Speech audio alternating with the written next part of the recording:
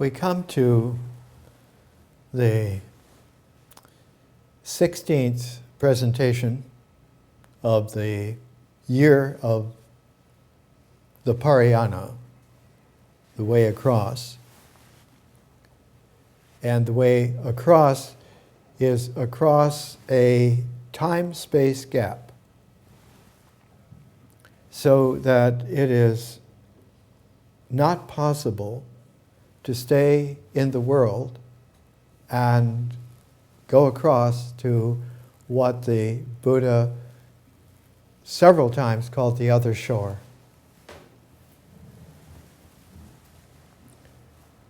It has a pair of barriers.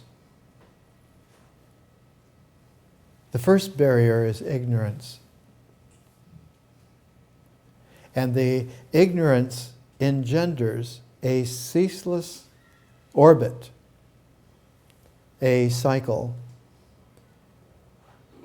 In the Magadhi dialect of Sanskrit, which the historical Buddha, used, it's called pratitya samutpada. It means that all paths, all variants that one is able to go by, as long as you stay in this world of samsara, are on a wheel of dependent origination. There is no beginning, no end, so that there is no development. There is only an endless cycling, and that endless cycling has causality as the key, so that as one moves from stage to stage on pratitya samutpada, you are only spinning the wheel of causation in a cyclic rut that has no beginning and no end. And that, in fact, this is all illusion, because the connectiveness of causality between these stages is as bogus as the stages themselves. So that there is such a thing that can occur is being freed from the wheel of samsara. One needs to leave this world and go across what is unknowable, unknown, impossible, not even imaginable to someone who is still within this world. To even suspect that there is an other shore is the hallmark of madness to those who are busy going from stage to stage, from state to state within the world, constantly with the illusion that they are improving. And that this wheel is also called the wheel of time. And in Sanskrit, the word for that time is a kala, out of which root one gets a time age called a kalpa. Kala, and the Sanskrit for wheel is chakra. So there is such a thing as a kala chakra, and the most famous of all of the Tibetan Buddhist ceremonies and initiations that is given in our world at this particular time over the last half century is given by the Dalai Lama worldwide, constantly, all the time, even here in Los Angeles, not so many decades ago. And the Kala Chakra Tantra is the central initiatory empowerment in Vajrayana Buddhism. What is being presented here goes beyond the Kala Chakra Tantra, beyond the Vajrayana. And in order to have a Parayana, one needs to do what in math is called a recursion. A recursiveness is a recollecting, a recollection of what seemed to have been, so that one revisits it so that it is now beheld. And the ancient apocalyptic literature in Judaism always is a vision that begins with the word that translates as behold. If you are not able to behold, you are not able to enter into vision. And if you cannot enter into vision, you, as St. John wrote, without vision, the people perish.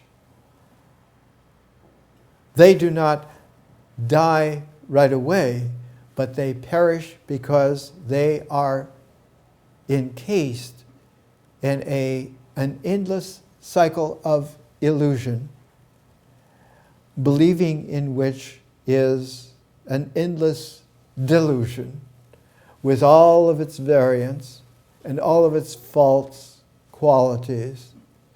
And as one moves from state to state in pratitya samutpada, one thinks you're making progress.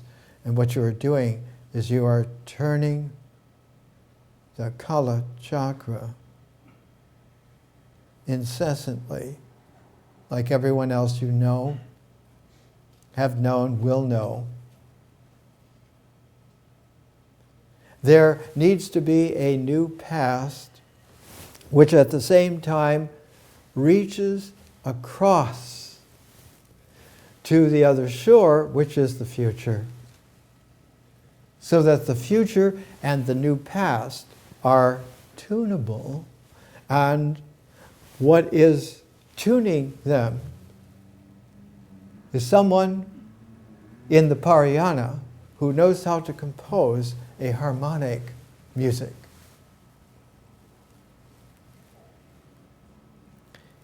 The quality of our recursion into the past has brought forth something which is outstanding from 2,000 years ago. Outstanding because it was an initial, trustworthy, presentational document in written language that begins what was the new vision of a new time form in its strongest emergence, which is that of what we would call, and I do call, a carrier wave.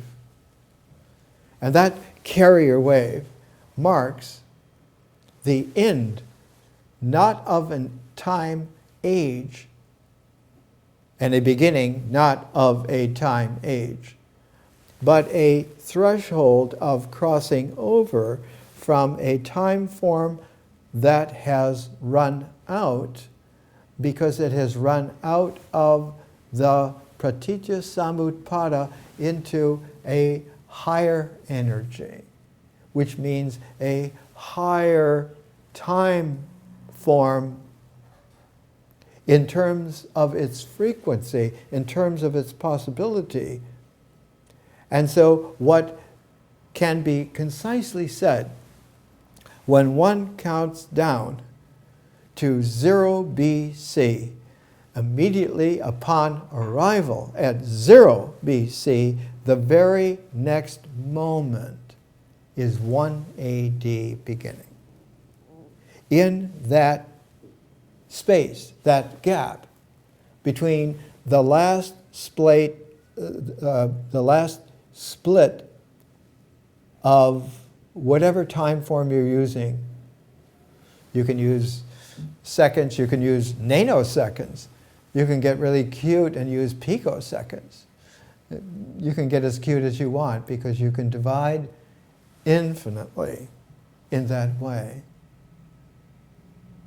However you choose, whatever scalar you would like. The last vestige of the last smidgen gets absorbed into zero, which doesn't count because it's not countable, it's not phenomenal, it's not existential, it's not ideational, it don't compute. It's a field, is the best way to talk about it. And that zero field absorbs in such a way that the grand symmetry of the cosmos finds when a universal time is absorbed back into a zero field, it's very Zen-like, for real. It's not about sitting on cushions facing a wall. It's about understanding by the experience that gets absorbed and is vanished. The Sanskrit word for that is moksha. Nada, zip, empty, zero, which immediately has an interesting quality that occurs, is that all of the illusory qualities of the world become transparent, not instantly, but spontaneously. And out of that spontaneousness, instantly begins a new aeon, begins a new time form. And that the aeon is like a 2,000-year, double millennial time form. So that the cue is that right at the middle of this large time form of civilization is a pivotal center after 1,000 years and before the next 1,000 years, which are going to be the pair of this time form of carrier wave, is a millennium. And a millennium is an archetypal form of apocalypse, because a millennium always is a return to the zero field. To say temporarily is absolutely deceptive. It happens quicker than instantly, but it plays out in terms of reverberation, which are mysterious and reach back and forward in such a way that there's a cacophony of apocalyptic happening in order to vision the ensemble. One needs to have the quality to behold. And that quality of beholding allows for vision to become a quintessential, a fifth dimension that is able to, like the opposable thumb, to come in and make a hand out in the world. And that hand is the primordial symbol of our species on this planet that one has beheld. And this is what one has beheld. The earliest hand is a pair of handprints from one of the Paleolithic caves in France, Pechmerle cave, which is famous for its spotted horses,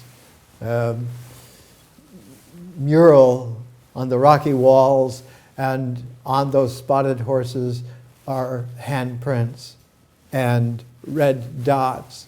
And the red dots are for that instant, however small, and for the hand that understands, that grasps that presencing. And one can do it by a hand print, which means existentially one is present in the presence. And two, by taking the paint into one's mouth, into one's saliva, and blowing your breath on the hand and leaving the stencil. The stenciled hand is the presence in the gap, in the nothingness. Whereas the hand print is the presence leading up to that unfathomable zero field with a new quality that wasn't there before, because the beholding, creating vision, makes it not an absorption, but it makes it a pivot, a pirouette in ballet. And one comes out of the pirouette, which is in midair. You're not touching anything. And as soon as you land, you're in the next split instant nano picosecond of the ballet. A really good beholder can do a double pirouette. Nijinsky could do a double pirouette. Was the first person to ever do that. No whirling dervish had ever done it.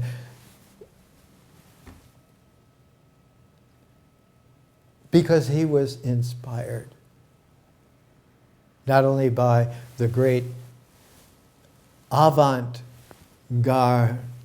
community of the Ballet Russe, and because of Diaghilev helping, and Stravinsky and Leon Bosc and so forth, it was that everyone in that ballet quality was like the Pech Marrow artists who understood some 25, almost 27,000 years ago that this has been achieved, and we're leaving for those who will come after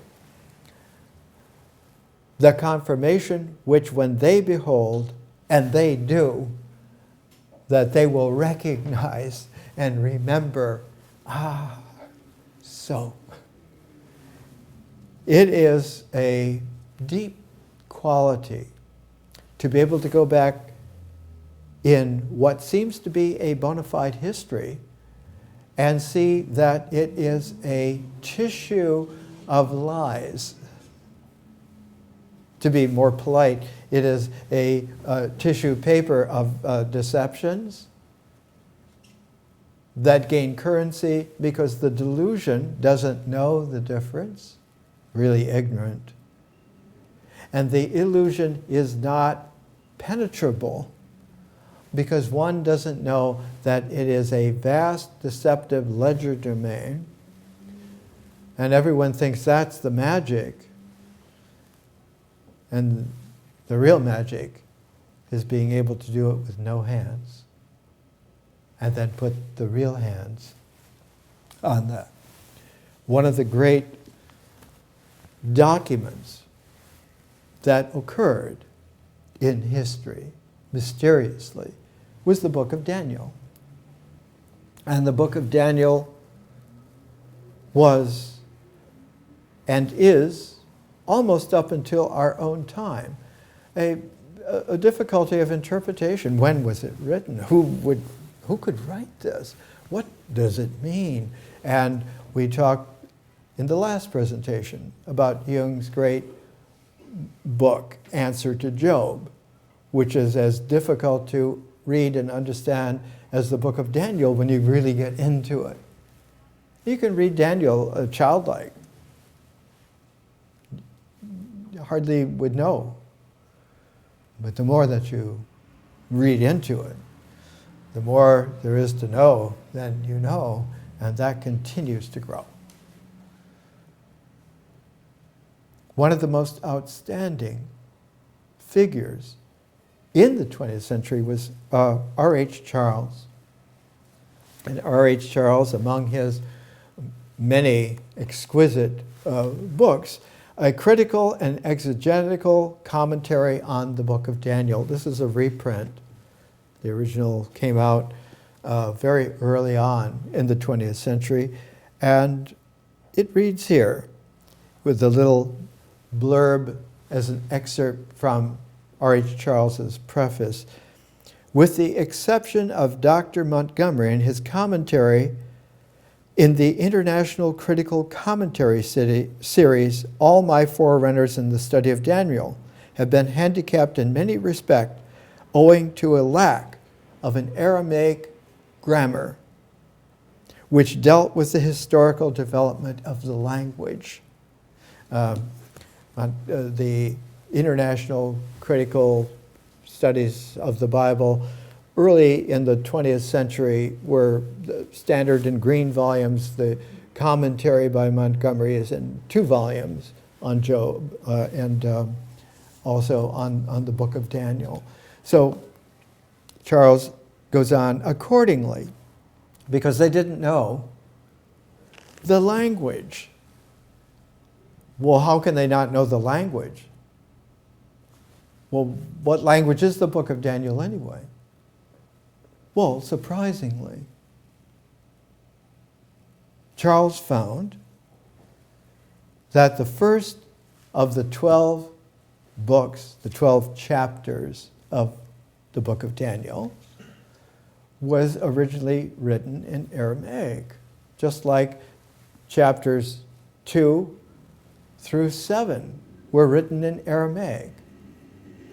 And almost nobody who did commentaries on the book of Daniel, and going back for centuries and centuries, because they didn't understand what is Aramaic, and that the last 5 chapters, in fact, 8 through 12, were in Hebrew, a very sophisticated Hebrew.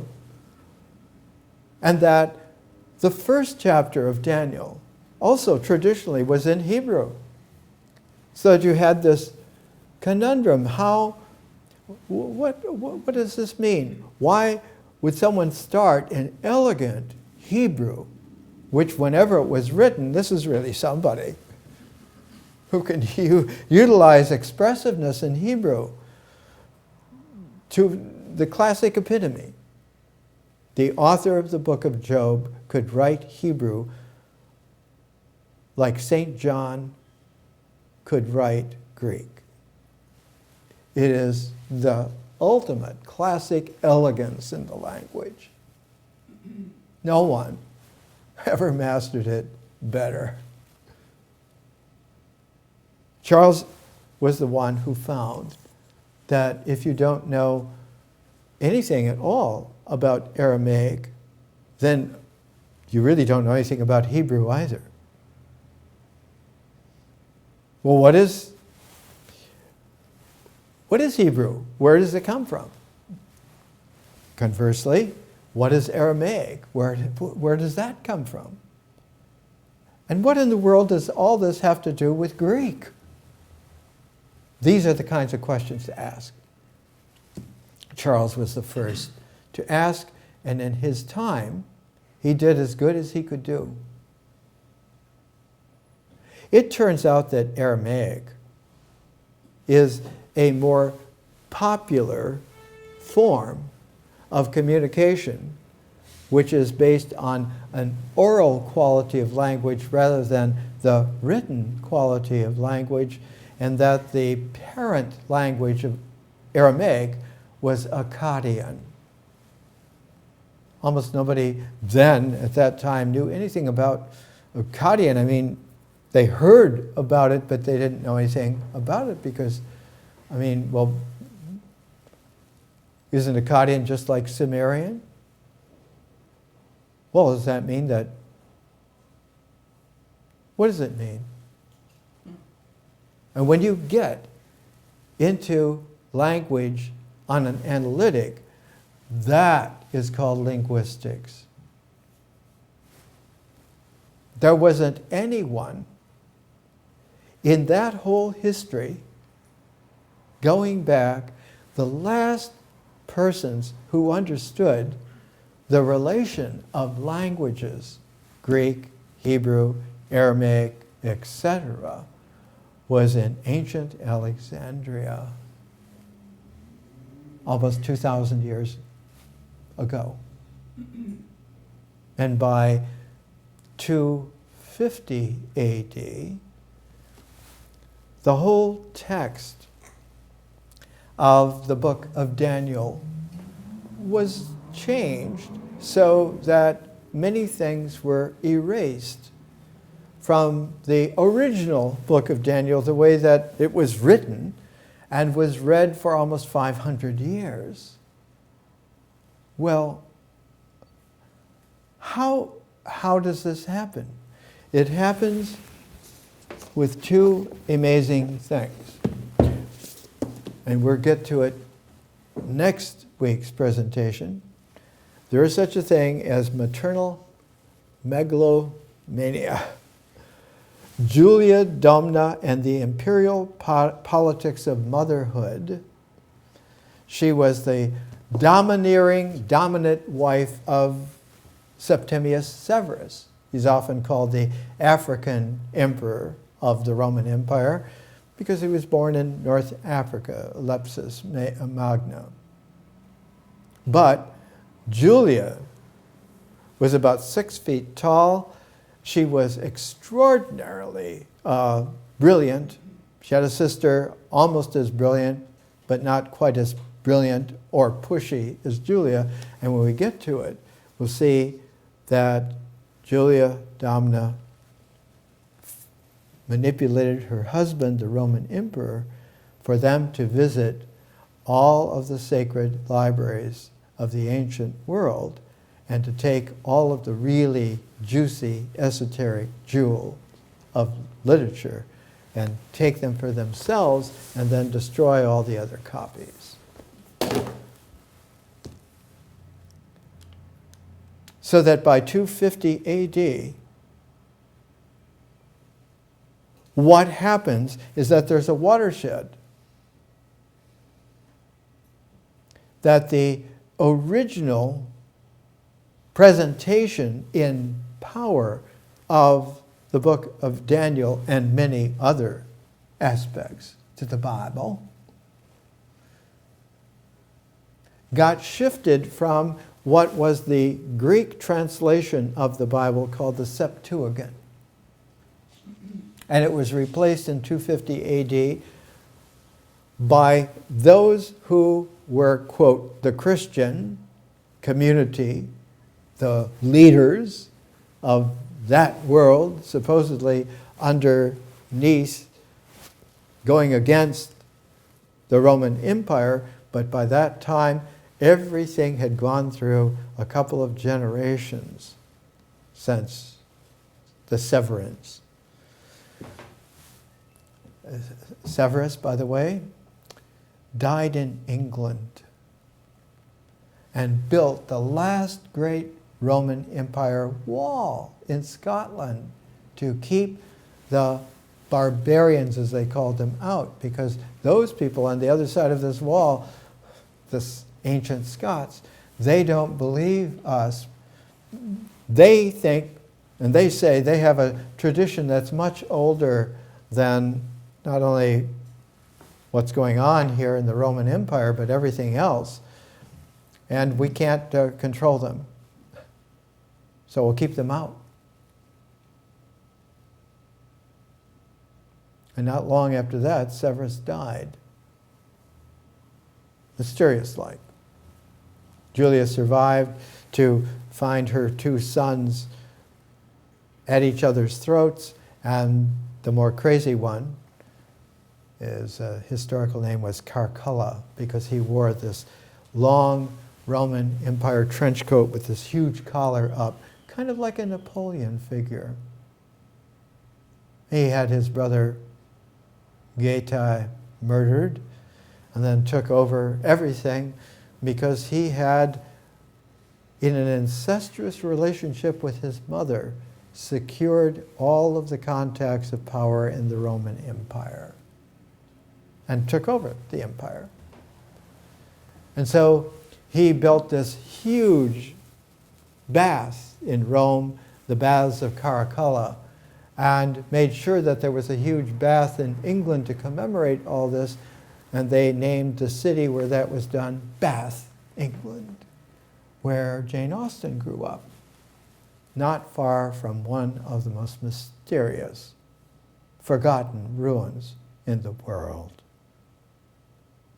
which we'll get to eventually in the Parayana.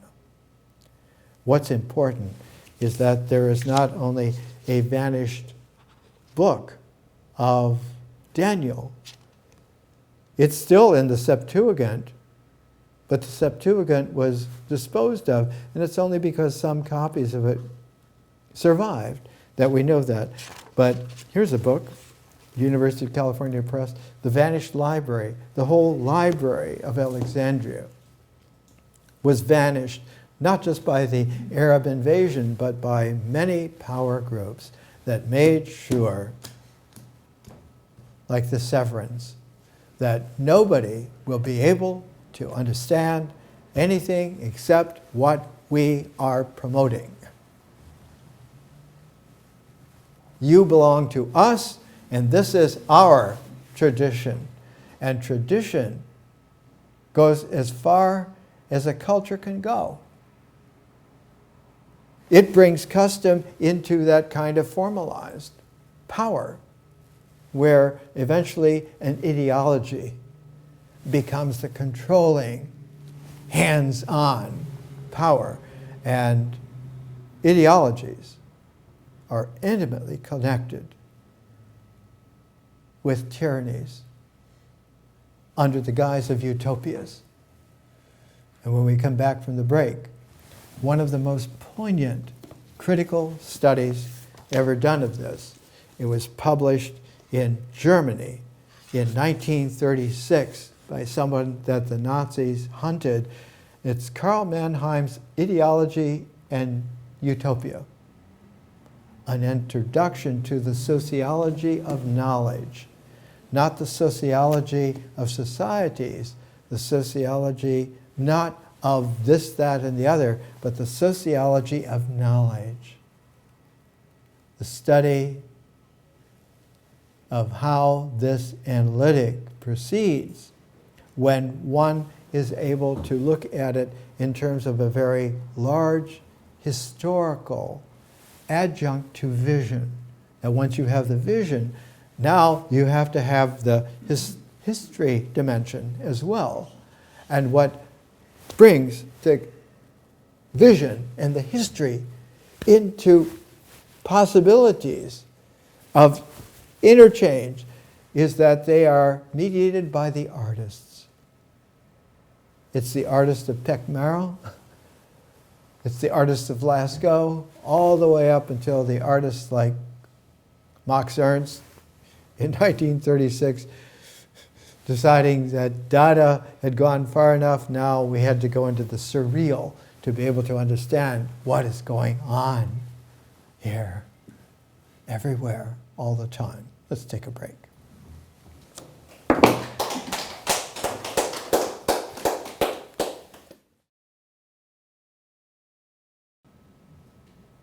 Let's come back to Ideology and Utopia. First published in Berlin when I was at the University of Wisconsin. One of the things that was great about the place is that you could find the best professors on any subject you were interested in. And of course, in history, one of the outstanding professors was Professor Mossy, who was an expert on the Third Reich And in one of his energized lectures it was in Bascom Hall 3, B3, sat about 900 students. There were about 600 or 700 of us and taking notes, and George Mossy stopped, left his notes on the podium, and came out in front of the podium and took off his glasses. And he said, "Ladies and gentlemen, boys and girls, the difference between the right and the left is very simple. The left will argue you to death, and the right will kill you outright." And he put his glasses back on and went back, and he was talking about the origins of the Third Reich.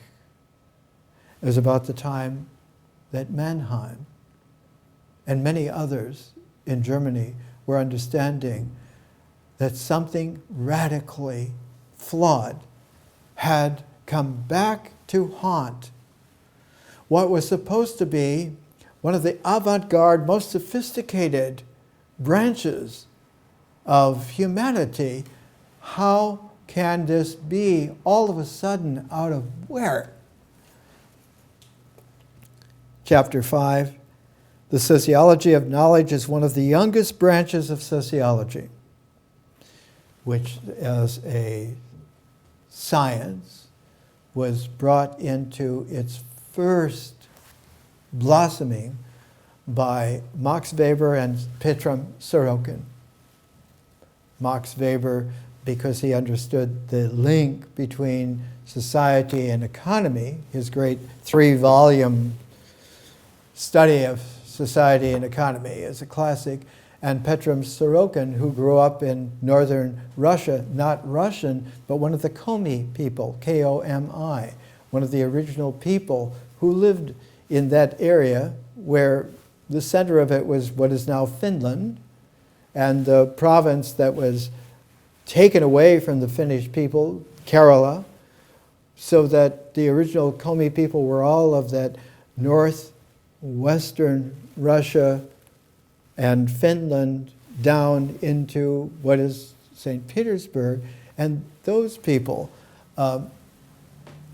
Sorokin was there when the Bolshevik Revolution was happening, knew Lenin, and knew that these were killers, like old time, and quickly moved himself to the United States. He began at the University of Minnesota and brought many of his friends over. The great study professor for the Romans, Rostovtsev, was brought by him. And eventually Sorokin became the founder head of the Department of Sociology at Harvard. The sociology of knowledge is one of the youngest branches of sociology. As theory, it seeks to analyze the relationship between knowledge and existence. As historical sociological research, it seeks to trace the forms which this relationship has taken in the intellectual development of mankind. You cannot do an analytic of any science until you have the dimension of history well in hand. And you can't do that until you have become a prismatic person, an artist, not only of your own person, but an artist who can appreciate the value of a critique to an artist.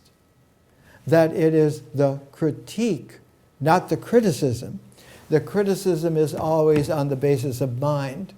The critique is on the functioning of the art.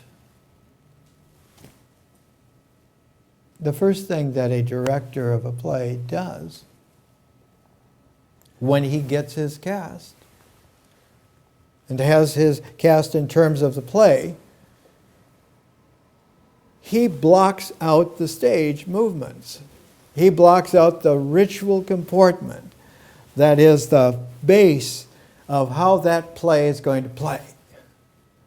And then it is the lines of the work that have to come into the character who not only now is not just the blocked out motion of this dynamic, but puts the meaningfulness into what is going on. And then on top of that are the costumes, the sets, and so forth. And then the ensemble of doing the performance. And there is such a thing. Anybody that's been in it even once knows this is a magical night. This performance sings. And the audience and the company know that while it's happening, and they're into it. And it is a happening. R.H. Charles, in his great pioneering study of the book of Daniel, in his preface, selection, accordingly, once one knows the development of language, just enough to know this is how this comes, and we got to find out more. Accordingly, a large section of the introduction is devoted to the grammatical development of Aramaic idioms, so far as they have any bearing on the Aramaic of our text. Again, I may remark that though many of the greatest Semitic scholars have edited Daniel, not one of them has had a first-hand knowledge of the characteristics of apocalyptic outside Daniel. Not only they don't know the language, they don't know the genre. And the first thing about an apocalyptic is that it always has an initial word. Like a Upanishad that always initiates by Om. And then concludes Om, Om, Om. And in between that is where you get the Upanishad in Sanskrit. Upanishad means to hear at the feet of. One has heard it personally present, in presence. Shared not so much with a teacher, but with a presenter who creates the elan that transcends the moment, that transcends the presence, and vanishes and reemerges quicker than that, so that the interplay of the spacing and of the lettering of the words and of the meaningfulness that is mysteriously understood, and one then gets a different way of experiencing. The book of Daniel is written in Alexandria about 162 to 161 BC. And in Alexandria was so well known and famous that the major north-south boulevard, 10 chariots wide, was named after him, as he was called there the prophet Daniel. And the remnants of that boulevard, not as wide now, though it is wide, but in antiquity it was enormous. It was the largest, one of the largest streets in the world. In fact, there was only another street as large, and that was the East-West Boulevard that had the gate of the sun and the gate of the moon.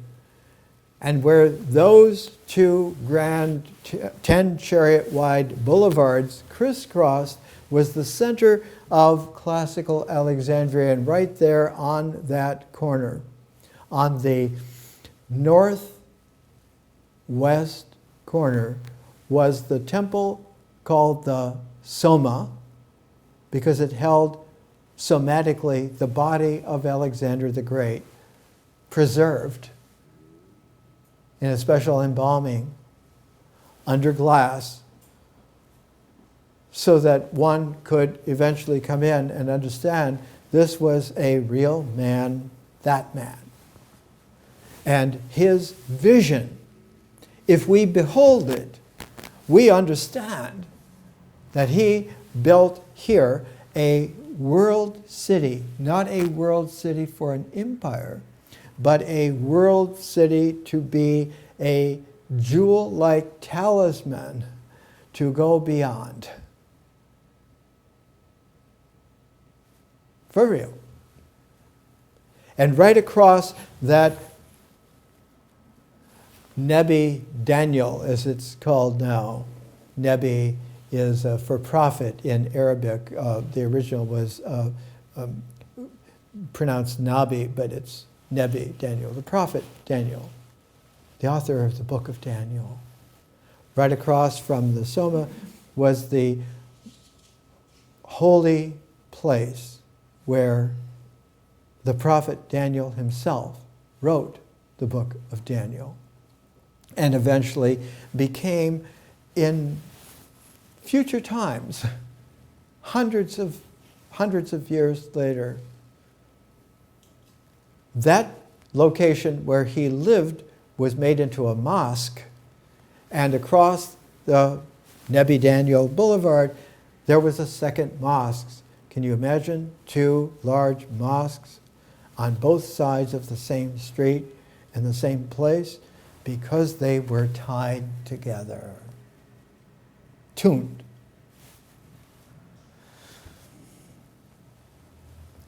The prophet Daniel was also called the teacher of righteousness, who was the founder of Qumran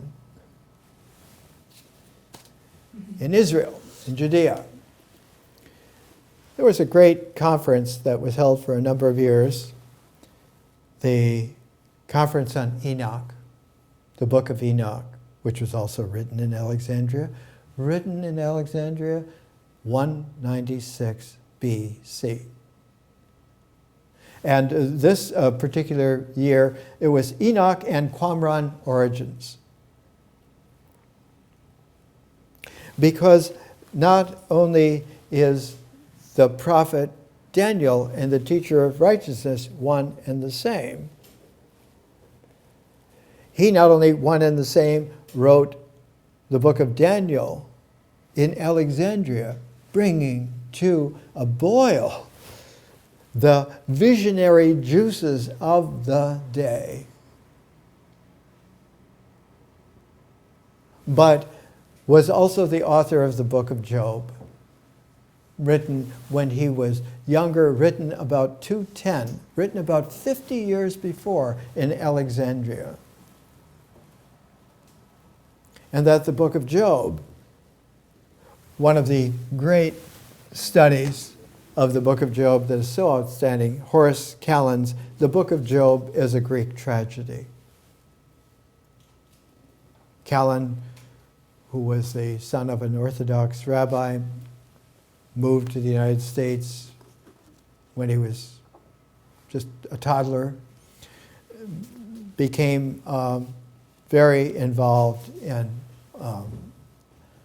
high Dharma learning and education, was a friend of John Dewey's, was also a great member of distinguished universities like Harvard and Columbia, School of New Research, Social Research.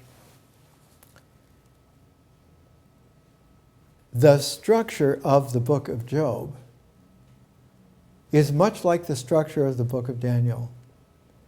It is immensely capable of a recursion, of a recursive quality of going back to the past and bringing the past in its true significance forward in the phases by which it would have matured until this time, so that one can understand for the first time, combing through history, getting rid of the delusions by dispelling the illusions and bringing a truthfulness into play as a dimension of history which alone allows for the dynamic of the emergence of science.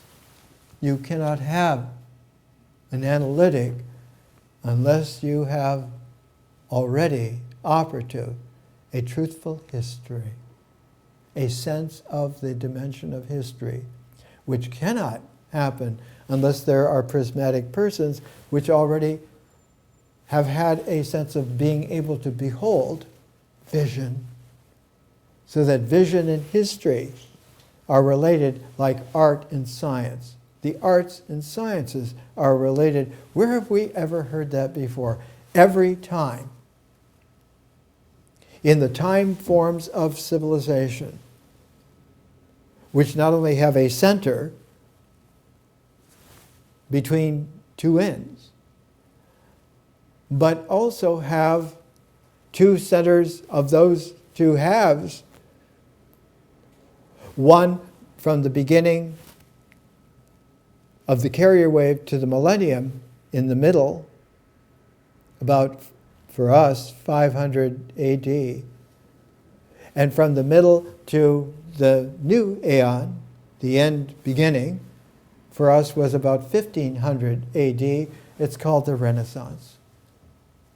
And you can track Renaissances by going by time form analytic, and you can say, what was 2,000 years before 1500 AD?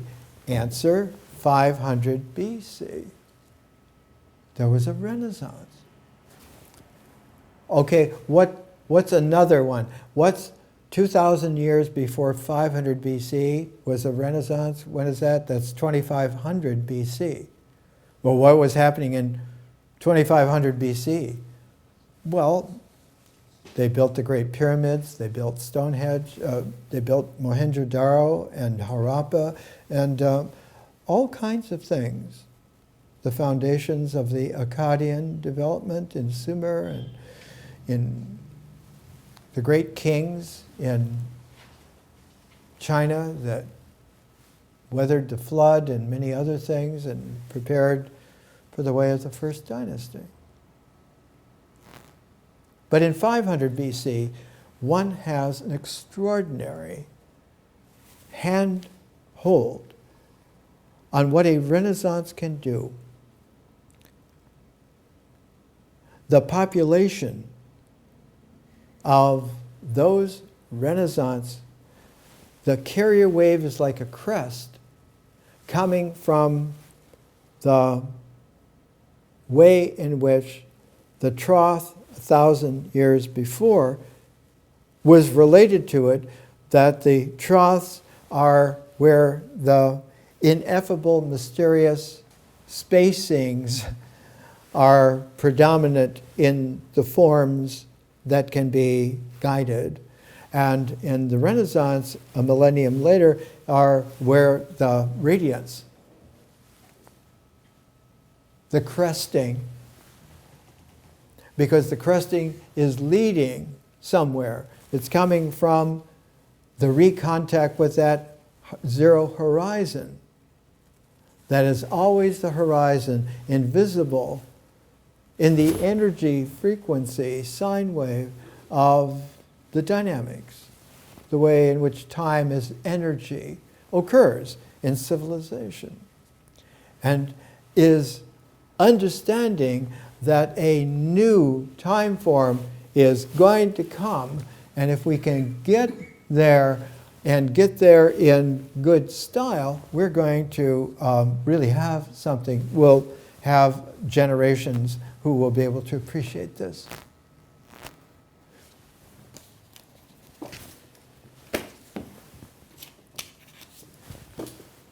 One of the many unpublished books of mine, this was completed in 1983, Hermetic Roots of America.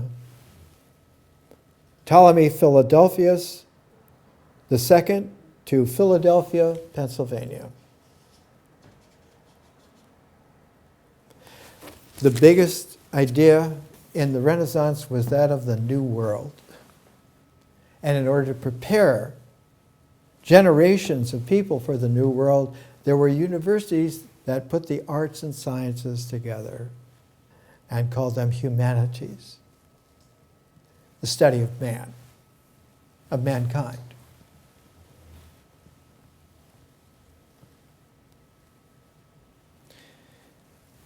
Another one of my unpublished books, this is volume 3 of Jesus in Alexandria and Mary Magdalene, Our Origins of Shared Presence. And it is the appendixes of interest. The first one is on Pythagorean cosmos communities. The second is on the teacher of righteousness. Here's a paragraph from that second of this 300 plus page, volume 3. The regular Jewish calendar in the 2nd century BCE.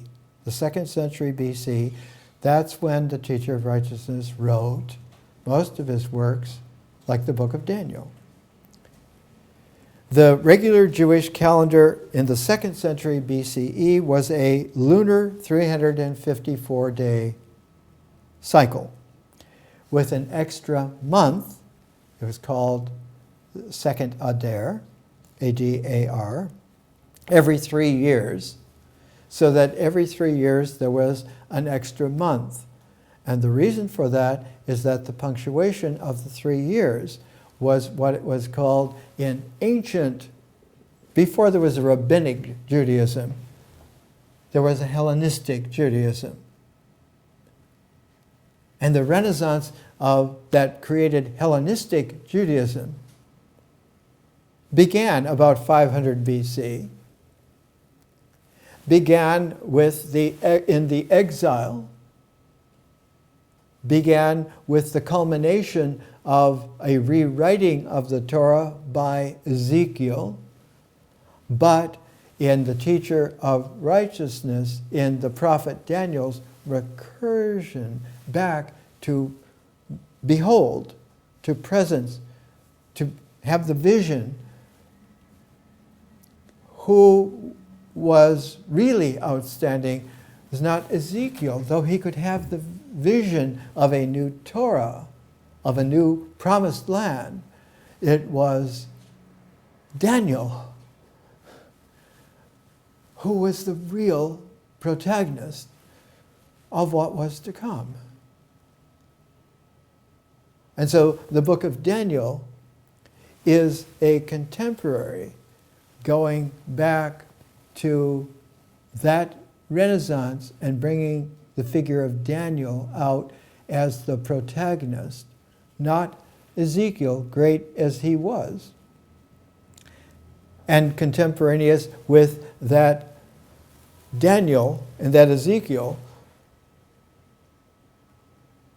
visiting that whole empire that was run by the inheritors of the Antiochene inheritors of the Seleucus Empire, who went from Egypt, where he had studied for 22 years, and then went there to study, where Ezekiel was, where Daniel is positioned, was Pythagoras.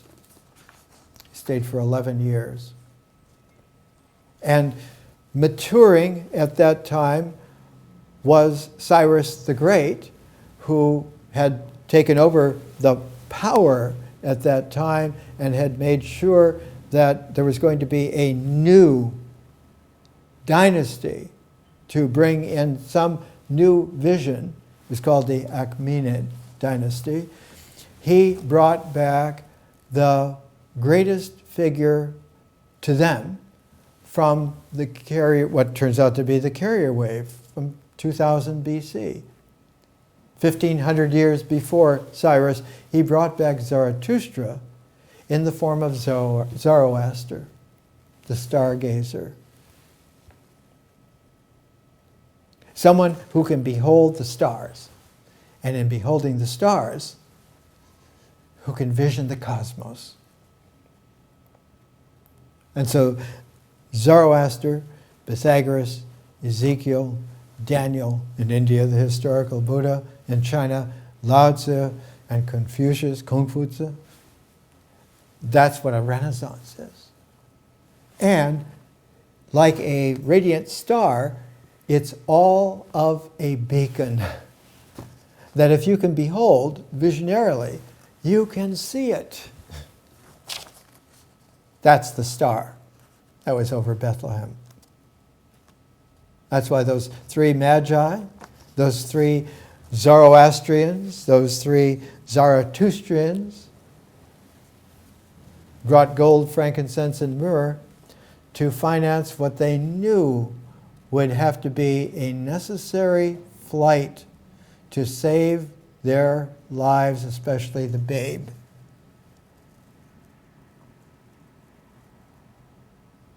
Don't stick around, leave, because the first thing they do is those who are losing grip on power are going to hunt you down so that you don't live. It's the same story that we have seen in our time, still going on. Sometimes there are really wise who escape all kinds of dragnets. It took 3 years to recite the Torah, a little bit every Sabbath. And you can recite the Torah over 3 years. It's called every 3 years, matching the lectionary, it's a lecture, the lectionary cycle of the hearing of the Torah. You have to be able to hear.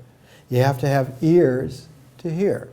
For those who have ears to hear, let them hear. A triennial cycle fit all the missionary requirements of sustaining the law. The solar year followed the great light of heaven, and its cyclic return highlighted the seasons of largely Gentile ceremony. Yet we read in the 19th Thanksgiving hymn from Qumran, from the Dead Sea Scrolls, by the teacher of righteousness. I will praise thy name among them that fear thee. Bowing down in prayer, I will beg thy favors from generation to generation and from season to season without end. When light emerges from its dwelling place and when the day reaches its appointed end, in accordance with the laws of the great light of heaven, at the genesis of every period, and at the beginning of every age, and at the end of every season, according to the statute and signs appointed to every dominion forever and ever, without end. The Thanksgiving hymns were first published in a translation from the Dead Sea Scrolls in this volume, published in Leiden, Netherlands, 1961, E.J. Brill, Menachem Mansour, Chairman, Department of Hebrew and Semitic Studies, University of Wisconsin, 1961. I was there at the time at the University of Wisconsin when this came out.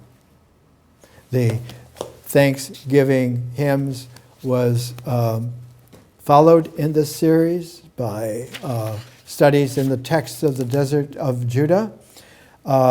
It was following 1957, the Manual of Discipline, translated by P. Wernberg Muller, candidate theology, Copenhagen, Doctor of Philosophy, Oxford, lecturer in Semitic languages and lectures at Manchester University in England. The collection is not the Thanksgiving in Hebrew, Hodeo. And this is published in Stockholm. Very, very rare. Published in 1960. Sven Holm Nielsen. And here's a little bit of the Teacher of Righteousness. In the manuscript, it doesn't read poems or hymns. It reads psalms, like David. It's missing some parts, so there are dots, but here's how it reads, what can be translated. All the deeds of wickedness, spirits of righteousness in all, crusheth, and proclaimers of joy for the mourning of sorrow, for all the mischief of sad tidings, strength for the weakness of my heart, and forces of strength against affliction. And thou givest the answer of the tongue to the uncircumcision of my lips. And thou supportest my soul with the strength of the loins and mighty power. And thou guidest my steps within the border of ungodliness, and I am become a snare for sinners, but a cure for all who turn from sin. Prudence for the simple, and a steadfast mind for all the timid of heart. And thou hast made me a reproach and a derision to the false, but a foundation of truth and insight for the righteousness of the way. More next week.